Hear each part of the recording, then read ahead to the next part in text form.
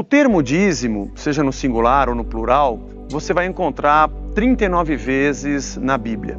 Obviamente, a maioria delas no Antigo Testamento. E há muita controvérsia com respeito, talvez não controvérsia, mas há muitas maneiras de se interpretar esse assunto. Vamos falar talvez das duas principais. Eu acredito que seja um problema grande na cabeça das pessoas que pensam assim: pô, eu vou numa igreja, mas o cara vai mandar eu dar o dízimo, mano. E aquele que diz, vai estar na Bíblia, tem que fazer. A Bíblia nos conta que Abraão, quando voltou de uma guerra, entregou o dízimo do que havia conquistado, né, de Quedorlaomer, para Melquisedeque. Naquela época não tinha lei, não tinha nada dizendo que era obrigado a entregar, não tinha igreja. Ele encontrou um sacerdote do Deus Altíssimo e deu a 10ª parte do que ele havia conquistado. Depois Jacó, um pouco mais à frente, o seu neto, acabou fazendo um voto com Deus quando ele fugia do seu irmão, né, Esaú, e disse: olha, está aqui essa coluna que eu erigi e eu digo para o Senhor que o Senhor vai me abençoar e tudo que eu tiver, sempre que eu ganhar, eu vou te dar o dízimo. Depois veio Moisés. E quando veio Moisés, o dízimo foi institucionalizado pela lei. Talvez até pela própria tradição do povo como um todo, ou dos povos daquela época que ofereciam às suas divindades as suas oferendas. Obviamente que o povo escolhido por Deus tinha um outro pressuposto, mas virou lei. Virou lei, e você pega na Bíblia, no livro de Levítico, tem lei de oferta para tudo. Sacrifício para o perdão, de pecado voluntário, de pecado involuntário, se a oferta era líquida, se era de cereais, e como o povo deveria entregar, onde ele deveria entregar, quando deveria entregar. Já no livro de Malaquias, você vai encontrar o profeta repreendendo no 1º capítulo os sacerdotes que cuidavam mal daquilo que era entregue e tomavam para si, tipo os filhos de Eli, Hofni e Finéias, que roubavam do dízimo. Você acredita que tinha gente que fazia isso? Misericórdia. E também para o povo que não entregava. O dízimo era a manutenção da tribo levítica, o dízimo era a manutenção do ofício sacerdotal e de tudo que o templo representava, já que o templo era o centro da vida do povo. Ali estava a arca, que representava o próprio Deus, Deus estava ali. Quando veio Jesus, ele trouxe uma outra interpretação, ele completou a interpretação da lei, muito além dos escribas e dos fariseus. E ele disse para os fariseus: olha, vocês entregam o dízimo do endro, do cominho, da hortelã, mas vocês ferem outros princípios primordiais da lei. Vocês deveriam cumprir isso aqui sem deixar de entregar. E aí vem as interpretações, a primeira delas de quem diz assim: tá vendo? É isso aí. O dízimo existia antes da lei, porque Abraão entregou, Jacó se comprometeu. Depois ele virou lei, e se você entrega, você é abençoado, e se você não entrega, você é amaldiçoado. Tá lá, o devorador te devora. E depois veio Jesus e disse que a gente deveria dar. Então, nós damos o dízimo sim dos 10%, como está escrito na Bíblia. É uma interpretação. Sabe, nossas diferenças são hermenêuticas, a Bíblia é a mesma. É o óculos que a gente usa para ler, as lentes que fazem com que chegue ao nosso cérebro a imagem, é que pode distorcê-la ou não. São diferenças hermenêuticas, a maneira como nós enxergamos as coisas, o ângulo pelo qual nós olhamos. Há uma outra interpretação que pode dizer assim, é uma crítica literária.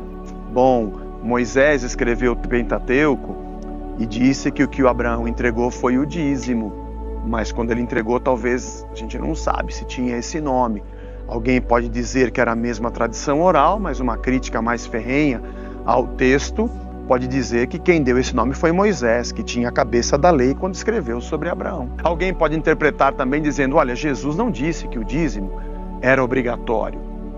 Ele apenas disse aos fariseus que eles deveriam continuar entregando, mas não deveriam deixar de ter amor e praticar o restante da lei.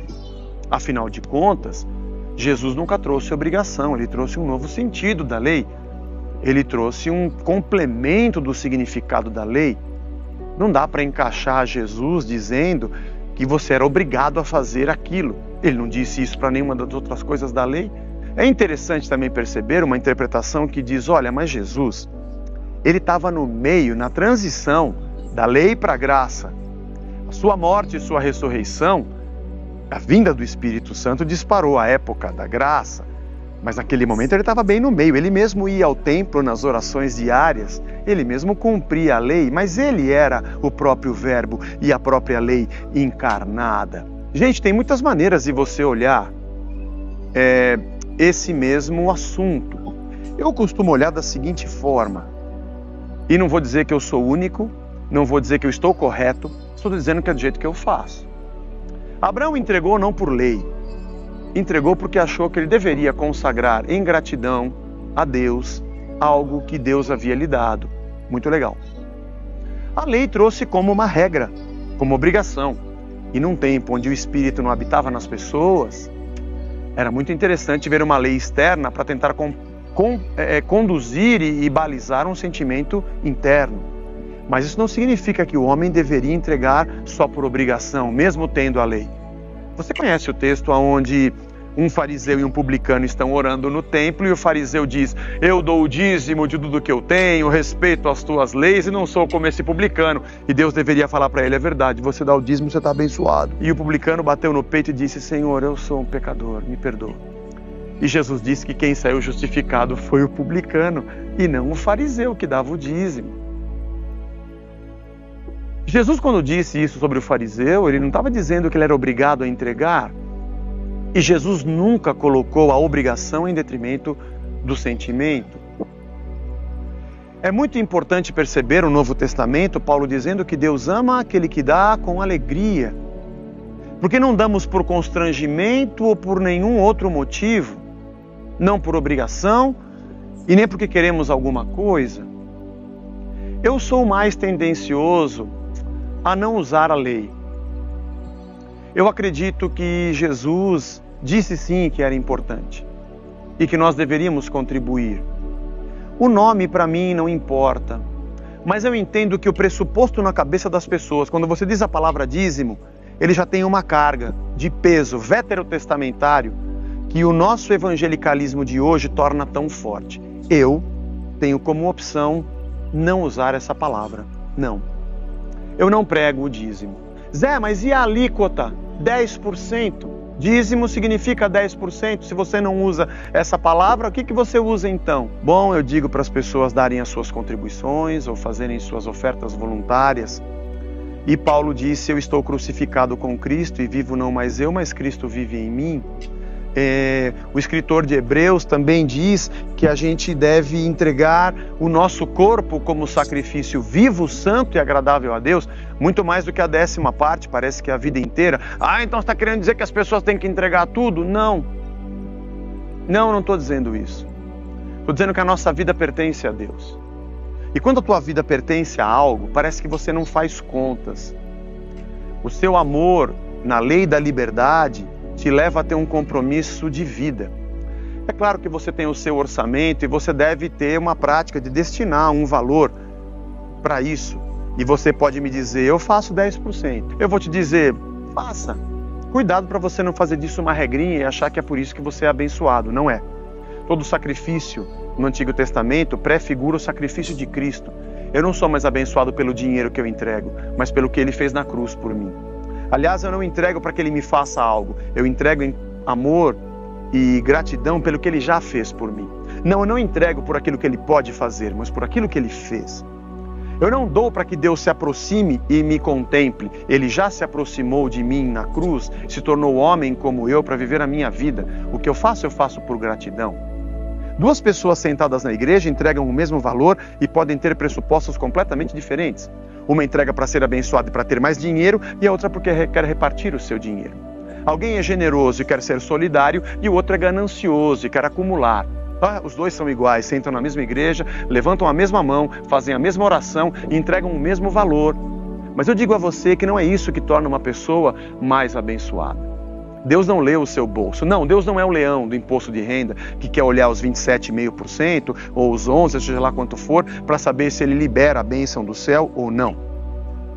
Não faça para ser abençoado para que a tua fé não seja uma ganância travestida de espiritualidade. Já vi muita gente dizendo assim, mas é importante ter um valor para se contribuir, porque afinal de contas, falando da maneira honesta e clara, a gente tem uma grande estrutura, a gente tem que pagar contas, temos funcionários, de repente, a gente saber o quanto a gente arrecada é importante para essa administração, e eu vou te dizer, verdade, concordo com você. Mas mesmo assim, posição minha própria, eu preferi não adotar a alíquota. Eu acho que Deus quer o nosso coração por inteiro. Eu interpreto da maneira que depois de Cristo Ele quer a nossa vida e o nosso coração. Pode ser que tenha dia que eu entregue tudo. Pode ser que tenha dia que não seja só o meu dinheiro.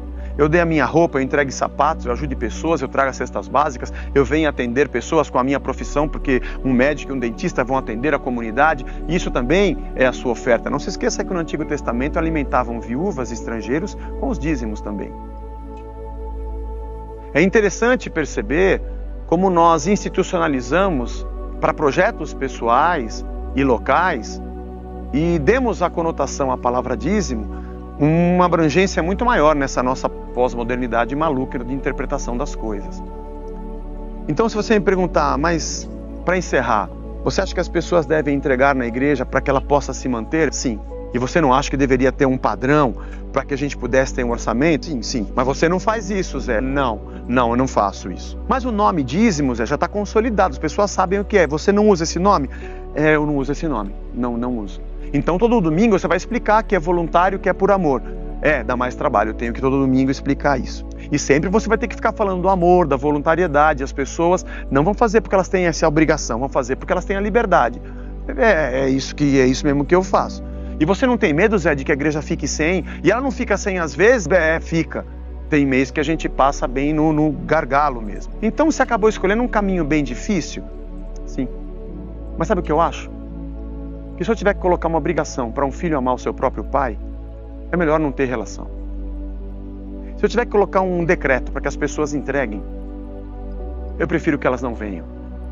Se elas tiverem que entregar porque têm medo de serem devoradas, eu prefiro que elas não entreguem. E se elas vão entregar porque elas têm a ganância de ter alguma coisa a mais, eu acho que Deus também não quer. E vou te dizer que se eu tiver que baixar uma regra para que as pessoas participem da igreja, é melhor a gente fechar a igreja e fazer outra coisa. Mas eu estou tentando levar um povo a acreditar que se a gente ama de verdade, e de verdade somos rendidos a Deus pelo que Ele fez por nós, a gente tem um compromisso da lei, da liberdade e do amor dentro de nós, que faz a gente colocar a nossa vida à disposição. E não porque eu tenho uma regra, porque eu acho que o fim da lei é Cristo. Cada um tem uma maneira de interpretar. Eu não sou o mais correto do mundo, só estou dizendo para você o que eu faço. E esse vetor não tem absolutamente a intenção de resolver o assunto sobre dízimo. Mas eu prefiro a lei da liberdade e do amor. Faça como você pensar, mas pelo menos é assim que a gente faz. Valeu!